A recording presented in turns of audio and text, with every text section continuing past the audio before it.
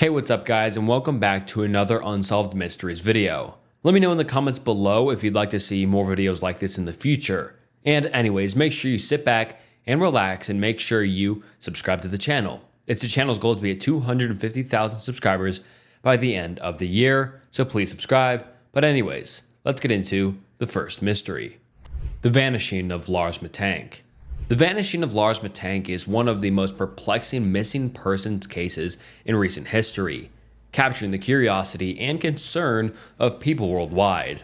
Born in 1986 in Germany, Lars was a seemingly ordinary young man with no history of mental illness or criminal activity.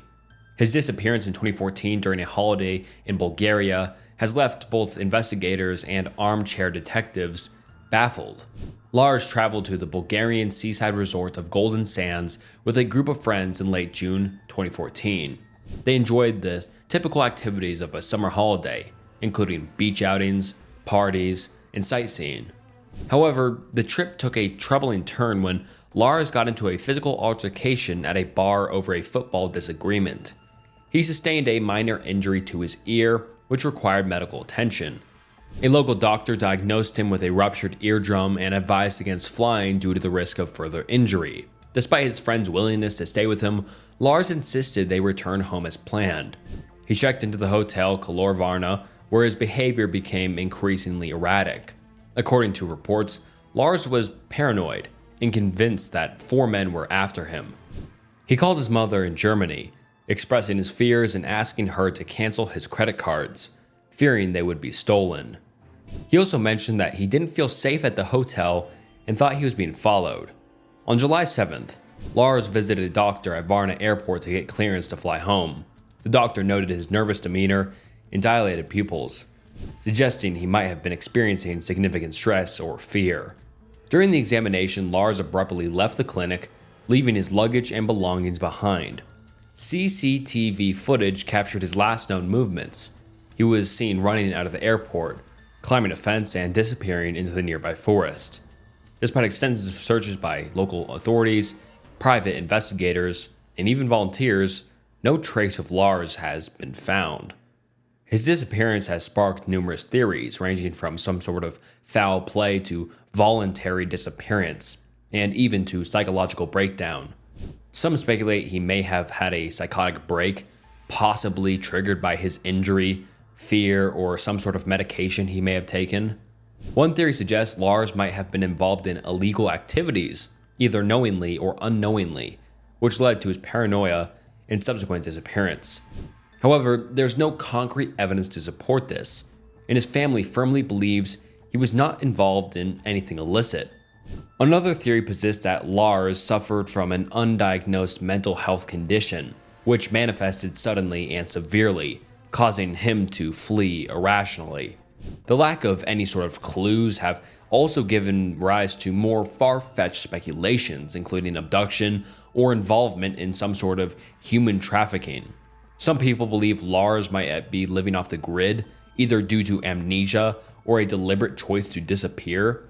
Although despite these myriad of theories, his family continues to search for him, hoping for some sort of breakthrough. In the years following his disappearance, Lars' case has gained significant media attention. Documentaries, podcasts, and online forums have all delved into the mystery, keeping public interest alive and occasionally bringing new information or witnesses to light to help solve this. His mother, Sandra Mattank, remains a vocal advocate for her son's search, frequently appealing to the public and authorities for help. The vanishing of Lars Mattank remains an open case to this day, with more questions than answers. His sudden and inexplicable disappearance has left a lasting impact on those who followed the case, symbolizing the pain and uncertainty faced by families of missing persons. But as time passes, the hope for some sort of closure endures, driven by the possibility that one day the mystery of what happened to Lars Mattank will possibly be solved. The Bennington Triangle disappearances. The Bennington Triangle disappearances are a series of mysterious and unsettling vanishings that occurred in southwestern Vermont between 1945 and 1950. This area, centered around Glastonbury Mountain, has become synonymous with unexplained phenomena, much like the more famous Bermuda Triangle. The term Bennington Triangle was coined by paranormal author Joseph A. Citro to describe the region where this eerie disappearances took place. The 5 most notable cases remain unsolved, fueling speculation and intrigue. The first disappearance occurred on November 12, 1945, when Mitty Rivers, a 74-year-old local hunting guide, vanished while leading a group of hunters. Rivers was an experienced woodsman familiar with the area. He got ahead of the group and was never seen again. Despite extensive search, the only clue found was a single rifle cartridge in a stream. The absence of a trail or any sign of struggle left authorities baffled in his disappearance. A year later, on December 1st, 1946, 18-year-old Paula Weldon disappeared while hiking the Long Trail, a popular route through the Green Mountains, a sophomore at Bennington College. Weldon was last seen by a local resident who gave her directions. When she failed to return to campus, a massive search effort ensued, involving the FBI and even clairvoyants, but no trace of her was ever found. Her disappearance sparked significant changes in Vermont's search and rescue operations, and the third and perhaps most bizarre case happened on December 1st, 1949. James E. Tetford, a veteran residing at the Bennington Soldiers' Home, vanished without a trace while on a bus trip back to his home from a visit with relatives. According to witnesses, Tetford was on a bus at the last stop before Bennington, but when the bus reached its destination, he was gone, leaving behind his belongings and an open bus timetable on his seat. The fourth disappearance involved 8-year-old Paul Jepson, who went missing on October 12, 1950. He was last seen playing near his family's farm truck while his mother attended to pigs at the dump.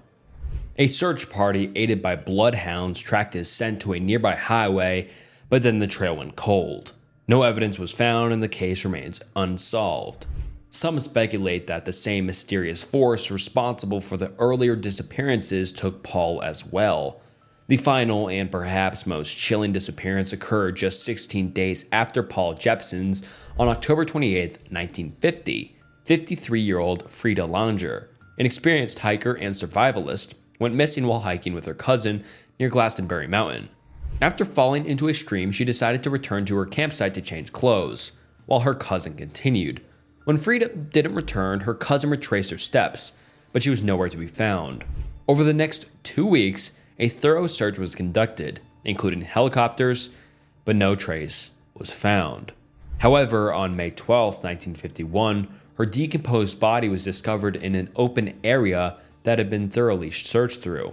The state of decomposition prevented determination of the cause of death, adding another layer of mystery to this case. Several theories have proposed to explain all of these disappearances, ranging from natural explanations to more outlandish ones. Some suggest that harsh weather conditions and rugged terrain contributed to the vanishings, with people possibly succumbing to the elements or accidents. Others believe that there could be a human element involved, such as an unidentified serial killer.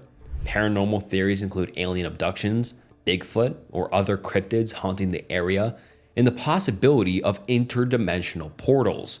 The Bennington Triangle has been a focus of folklore and paranormal investigations, drawing both skeptics and believers alike.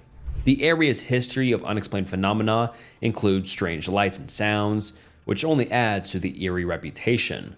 Whether these disappearances were the result of foul play, natural causes, or something supernatural, the Bennington Triangle remains one of the New England's enduring mystery. The lack of concrete evidence in the case keeps the story alive, inviting ongoing speculation and investigation. Each disappearance adds to the legend of the Bennington Triangle, a place where the ordinary laws of nature and human behavior seem to break down with these unexplainable disturbances all in one place, leaving only questions in their wake. The Zip Gun Bomber. The Zip Gun Bomber is a moniker given to a mysterious and elusive criminal responsible for a series of homemade bomb attacks in New York City during the early 50s. These attacks, characterized by their crude yet effective construction, instilled fear and uncertainty across the entire city. The bomber's identity and motives still remain unknown, adding a very scary layer of intrigue and mystique to this criminal. The first known attack attributed to the zip gun bomber occurred on November 19, 1951, when a device exploded in a phone booth at the New York Public Library. The explosion caused significant damage, but fortunately no injuries. The device was rudimentary, constructed from readily available materials, which made it difficult for investigators to trace its origin. This incident marked the beginning of a series of bombings that would span over the next few years. Subsequent attacks followed a similar pattern. On March 29, 1952, a bomb exploded in a phone booth at Grand Central Terminal, one of the busiest transportation hubs in the world. This attack, like the first, resulted in no casualties but caused extensive property damage and widespread panic. The bomber's ability to strike at such a high-profile location demonstrated a boldness and disregard for public safety and alarmed both authorities and the general public. The bomber struck again on April 5, 1952, this time targeting a phone booth in Penn Station.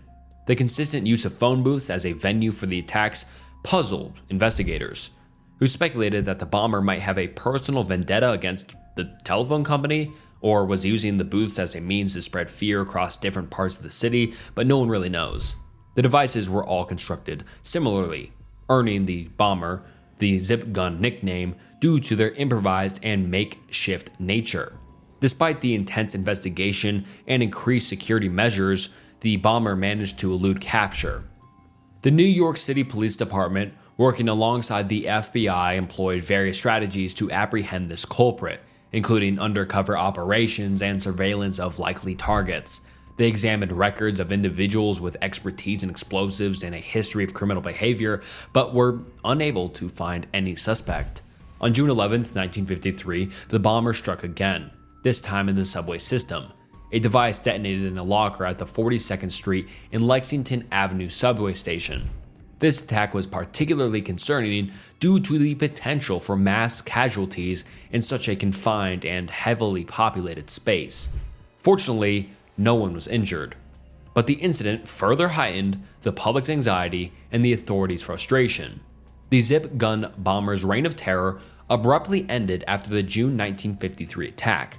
No further bombings occurred, and the identity of the bomber still remains a mystery. The case went cold, with no arrests made and no clear leads on who was responsible. Over the years, various theories have emerged, ranging from the possibility of a disgruntled former employee of the telephone company to a lone individual with deep-seated grievances against society. The zip gun bomber case serves as a reminder of the potential for individuals to cause widespread fear and disruption through relatively simple means. It shows the importance of vigilance, public awareness, and the need for continued advancements in forensic science and investigate techniques to prevent and solve such crimes. The mystery of the zip gun bomb endures, and a major dark chapter in New York City's history that remains unresolved, leaving a lingering question. Who was the person behind these terrifying attacks, and why did they suddenly stop? The Springfield Three. The Springfield Three refers to one of the most baffling missing persons cases in American history, centered around the disappearance of three women from a home in Springfield, Missouri on June 7th, 1992. The missing individuals are Stacy McCall, Suzanne Susie Streeter, and Suzanne's mother, Cheryl Levitt. Their disappearance has puzzled investigators and haunted their families and the community for decades. On the night of June 6th, 1992, Stacy McCall and Susie Streeter attended a graduation party. Later that night, they made plans to stay at Susie's home, where Susie lived with her mother, Cheryl Levitt. The last confirmed sighting of the three was in the early hours of June 7th, when they left the party and stopped by a friend's house before heading to Susie's home on East Delmar Street. The following day, friends became concerned when they were unable to reach any of the women by phone. Upon visiting the home, they discovered a puzzling scene.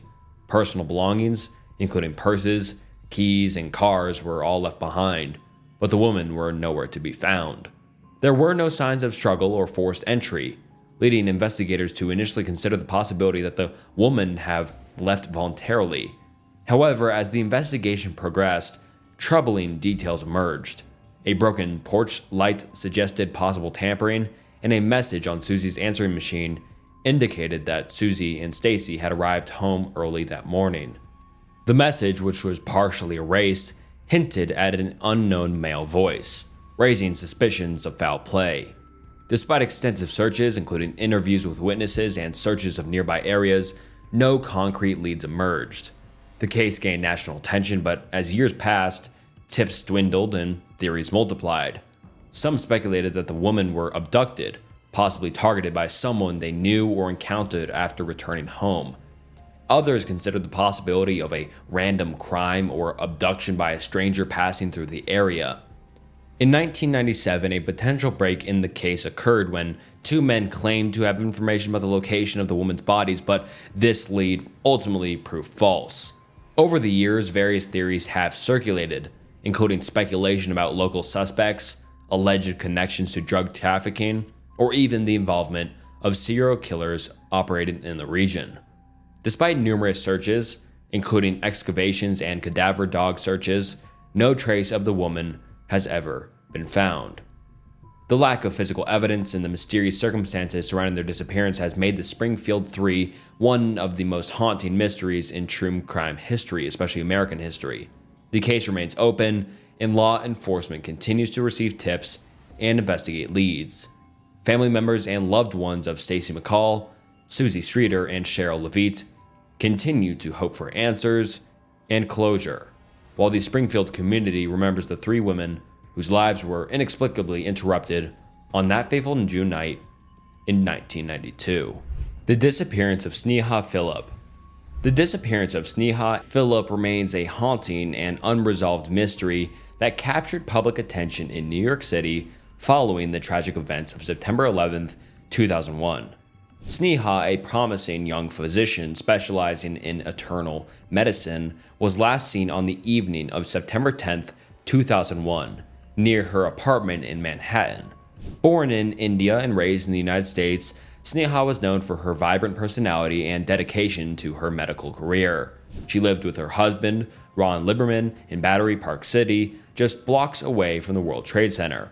But this doesn't really matter, I'm just giving a little bit of backstory to show who she is. But anyways, at the time of her disappearance, she had been preparing for a job interview and had plans to visit a friend later that evening. However, Sneha never showed up for that interview, and she was not seen again after that evening. Her husband, Ron Lieberman, reported her missing the following day, September 11th, 2001. When the tragic terrorist attacks on the World Trade Center occurred, and in the chaos and aftermath of 9/11, Sneha's disappearance initially received little attention amid the larger crises unfolding in the city and across the nation. As the search for victims and survivors of 9/11 intensified, questions arose about Sneha's whereabouts. There were unconfirmed reports that she had been seen in the vicinity of the World Trade Center on the morning of September 11th, adding to the uncertainty surrounding her disappearance. Some speculated that she might have been among the thousands of victims whose remains were never identified due to the destruction and chaos of the attacks. However, as time passed and no concrete evidence emerged, theories about Sneha's disappearance became more complex. Some suggested that she may have chosen to disappear voluntarily, possibly due to personal issues or stress related to her career and personal life. Others speculated that she may have become disoriented or injured in the aftermath of the attacks and was unable to seek any sort of help. The investigation into Sneha's disappearance was complicated by the events of 9/11 and the destruction of evidence at Ground Zero. Despite extensive searches, including interviews with witnesses and analysis of surveillance footage, no evidence or leads were found. Her case became a symbol of the uncertainty and loss experienced by many families affected by the attacks. In 2004, Sneha was officially declared legally dead, although her remains were never found. Her family and friends continue to remember her vibrant spirit and dedication to medicine. The overall circumstances surrounding Sneha and Phillip's disappearance remains a weird reminder of the mysteries and unanswered questions left in the wake of the September 11th attacks, and many wonder what truly happened to her on that fateful day. The Highway of Tears. The Highway of Tears refers to a stretch of Highway 16 in British Columbia, Canada, where numerous indigenous women and girls have gone missing or been murdered since the 70s. The Highway of Tears spans approximately 725 kilometers or 450 miles, from Prince George to Prince Rupert in northern British Columbia.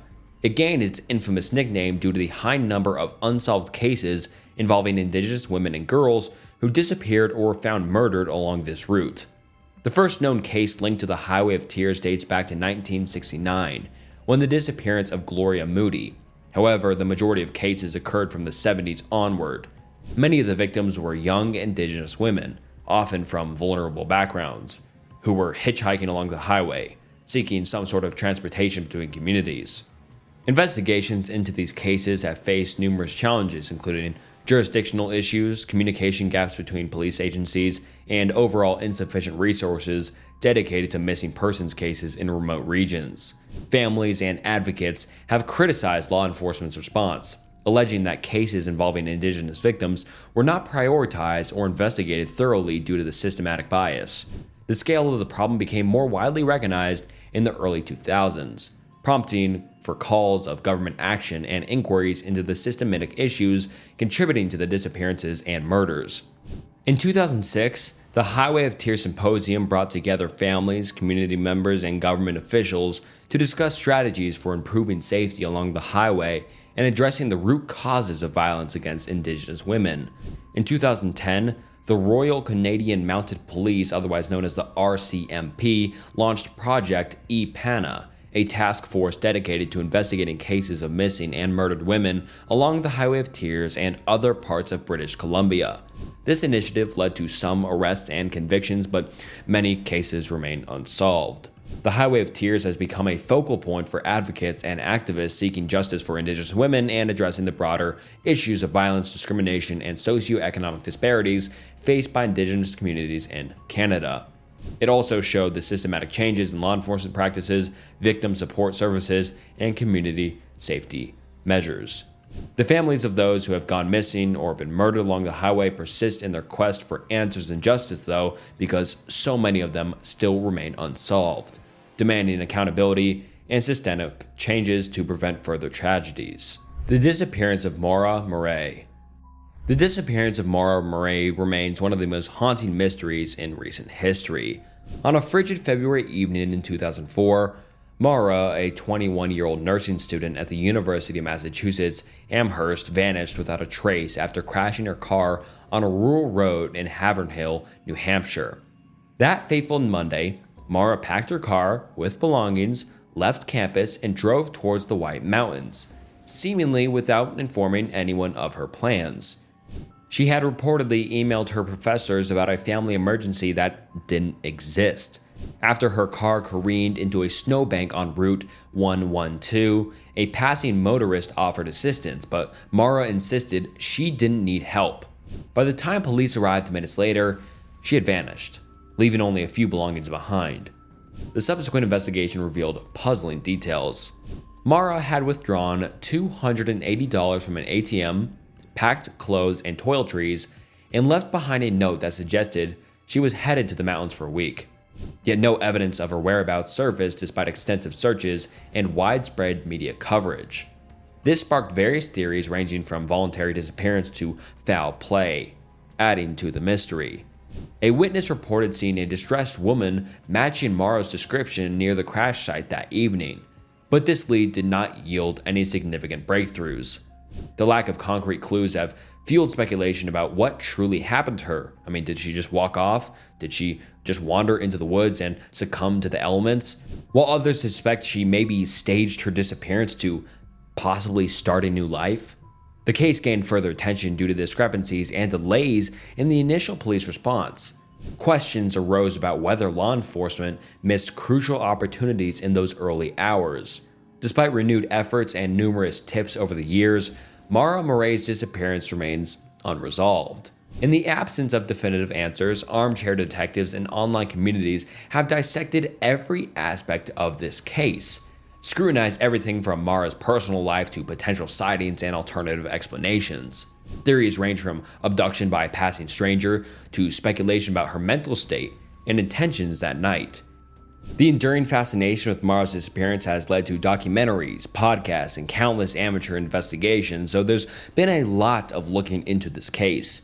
Each new development of theory reignites public interest and raises hopes of some sort of breakthrough. For her family, the years since her disappearance have been marked by anguish and relentless quest for closure because she just disappeared. I mean, that's hard to grasp that someone just disappears without a trace. Despite the passage of time, Mara Murray's name remains etched in the collective consciousness as a poignant reminder of the unresolved mysteries that persist in her community. Although, until the truth emerges, her story remains a symbol of loss, unresolved mystery, and just the overall enduring quest for closure in the face of inexplicable circumstances. The disappearance of Bobby Dunbar. On a fateful afternoon in a Louisiana swamp, Bobby, a 4-year-old boy from Opelousas, vanished during a family fishing trip. His disappearance sparked a massive search effort involving hundreds of volunteers, but initially yielded no clues of where the boy went. 8 months later, a child resembling Bobby was discovered in Mississippi in the care of William Walters, a handyman traveling with him, claiming the boy was his nephew, Bruce Anderson. Walters resisted authorities who suspected that the child might be Bobby Dunbar. Although, despite the physical resemblance, identification was complicated by the lack of modern forensic tools because, remember, this happened a while ago. The Dunbar family, desperate for closure, insisted the child was Bobby based on a distinctive mole and other features. After a highly publicized trial, during which emotional testimonies and circumstantial evidence played pivotal roles, the court ruled in favor of the Dunbars. The boy was returned home to Louisiana, where he was raised as Bobby Dunbar. Decades later, unresolved questions resurfaced with advancements in DNA technology. In 2004, a documentary re-examined the case, prompting the DNA testing of descendants of both the Dunbar and Anderson families. The results were shocking. The boy raised as Bobby Dunbar was not genetically related to the Dunbar family, but was indeed Bruce Anderson, the son of a poverty-stricken woman from Mississippi. And if you remember, that kid just got taken from his real parents. So it's a really complicated case because where did the Dunbar's kid go initially on the fishing trip, and what happened in the court trial that really made the Dunbars get, custody of a kid that wasn't theirs. It's a horrible story just because of that. The kid got taken from his real parents and the real parents lost their kid. A really sad story, and it's really sad because no one knows what happened to the original Bobby Dunbar. So yeah, really interesting, but really sad. The Cleveland Torso Murder. The Cleveland Torso Murderer, also known as the Mad Butcher of Kingsbury Run, terrorized Cleveland, Ohio during the 30s with a series of brutal killings that shocked the nation and baffled law enforcement. Operating between 1935 and 1938, this elusive killer targeted marginalized individuals, often decapitating and dismembering their bodies before leaving them in various locations around the city. The victims, primarily drifters and individuals on the fringes of society, were often difficult to identify, compounding the challenges faced by investigators. The murderer's modus operandi suggested a methodical approach, with a disturbing penchant for a mutilation and an apparent knowledge of anatomy. So this guy wasn't just going about it, he was pretty smart about it. The case gained notoriety for the sheer brutality of the crimes and the killer's ability to evade any sort of capture.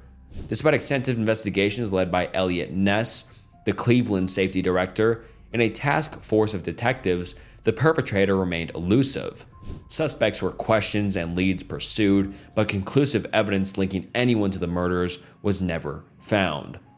The lack of identifiable victims and the gruesome nature of the crimes led to speculation about the killer's motives.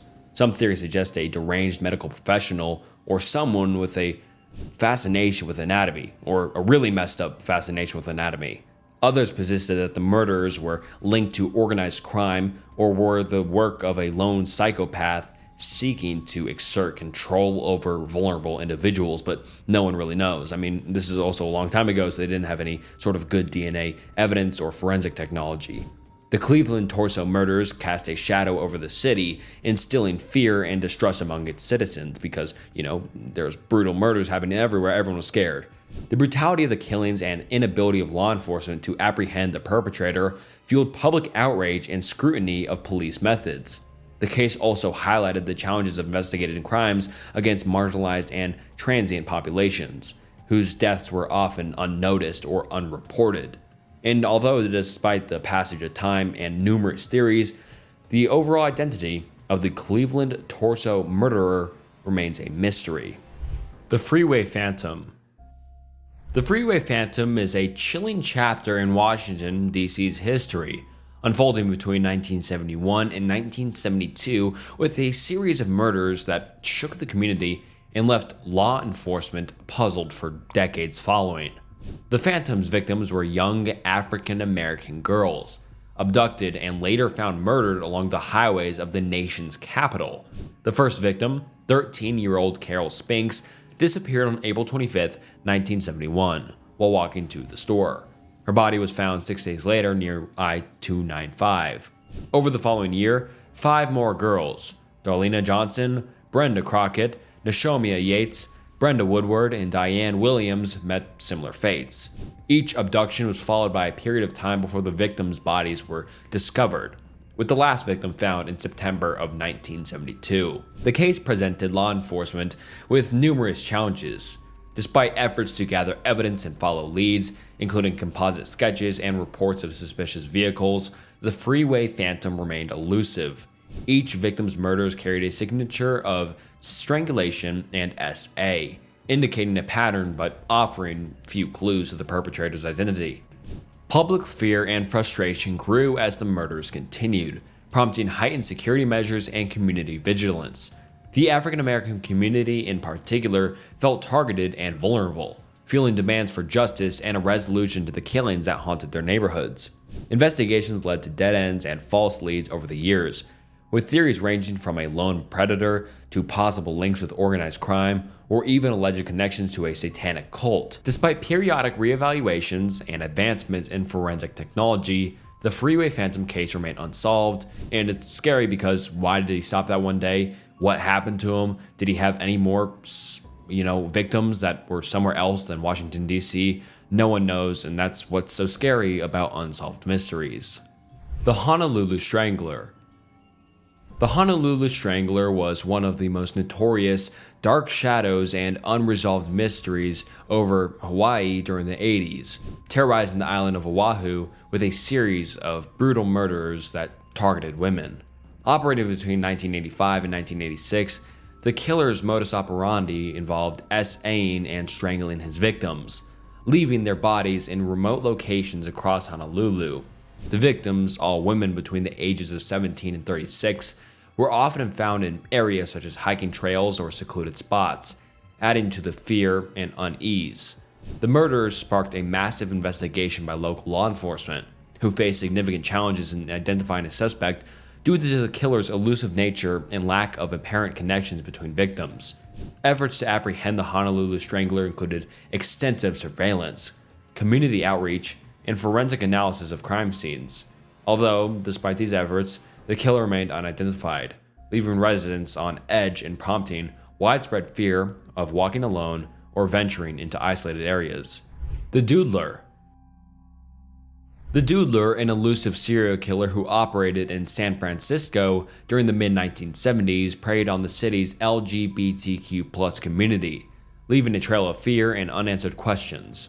The nickname Doodler stemmed from his habit of sketching patrons in bars before luring them away and assaulting them. His victims were young men, often of Asian or African descent, who frequented popular gay establishments. The murders attributed to the Doodler typically followed a pattern. He would befriend his victims at bars or clubs, sketching them on napkins or paper before enticing them to more secluded areas where he would brutally attack and mutilate them.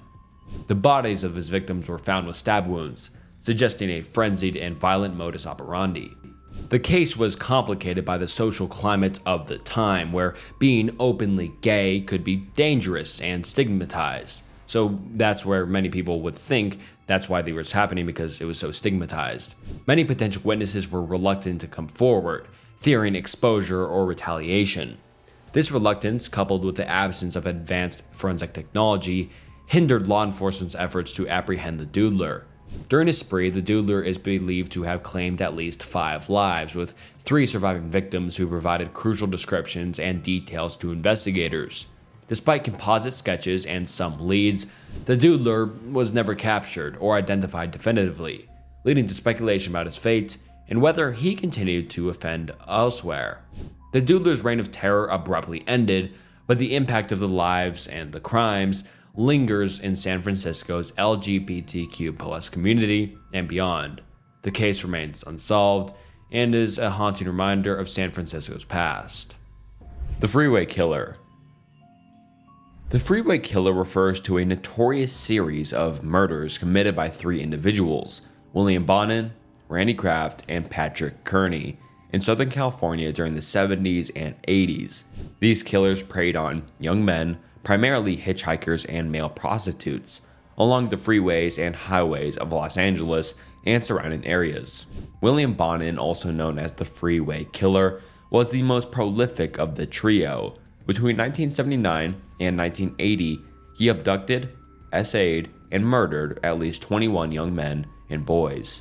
His victims ranged in age from 12 to 19 years old, and many were found discarded along freeways, earning him the moniker that would become synonymous with the group. Randy Kraft, dubbed the Scorecard Killer, operated during roughly the same period, though his known victims spanned a longer time frame. He was convicted of 16 murders, but it is suspected of many more. Kraft's method involved drugging, torturing, and killing his victims before dumping their bodies along highways in Southern California. He kept a detailed list, or scorecard as he may say, of his victims and their various characteristics. Patrick Kearney, the trash bag killer, operated independently but within the same time frame and geographic area. So all of these 3 guys were kind of separate but together in a way with the things they were doing. He confessed to murdering 21 young boys and men between 1965 and 1977, disposing of their dismembered bodies in trash bags along highways and desolate areas. Kearney's method involved luring victims with offers of money or rides before killing them. These cases shocked the public and law enforcement alike, revealing the true brutal nature of the crimes and the vulnerability of those who fell victim to these predators.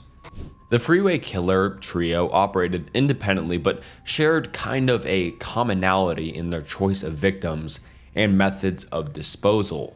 Law enforcement efforts to apprehend these killers were complicated by the transient nature of their victims, the vastness of the area they targeted, and the lack of technology available at the time, so it was really hard to track any of these guys down. However, diligent investigative work and advancements in forensic science eventually led to the arrest and conviction of Bonin, Kraft, and Kearney. The Freeway Killer case kind of isn't that unsolved, but I added this because it was unsolved for so long and also just so brutal. I thought it would have been worth mentioning because, these acts were heinous. And it went unsolved for just a long time, but it eventually got solved through advancements in forensic technology. The Connecticut River Valley Killer. The Connecticut River Valley Killer, also known as the Valley Killer, was an unidentified serial killer who operated in the Connecticut River Valley of New Hampshire and Vermont during the 1980s. The mysterious perpetrator targeted young women, mostly college-age students, leaving a trail of fear and uncertainty. The killer's crimes began in 1978 with the murder of Kathy McLean, a 26-year-old nurse's aide who was found stabbed to death near a riverbank in New Hampshire. Over the next several years, several more young women fell victim to similar attacks, their bodies discovered in remote areas along the Connecticut River Valley. The victims shared common characteristics. They were all Caucasian females in their teens or 20s, many of whom were college students or recent graduates. The killer's often way of carrying things out typically involved abduction, essay, and murder, with victims often found in wooded areas or near bodies of water. So these were always in very remote areas, which made it, scarier. Despite intensive investigations by local and state authorities, the Connecticut River Valley Killer was never apprehended or definitively identified. The case garnered significant media attention and led to widespread fear, especially in the small area of Connecticut.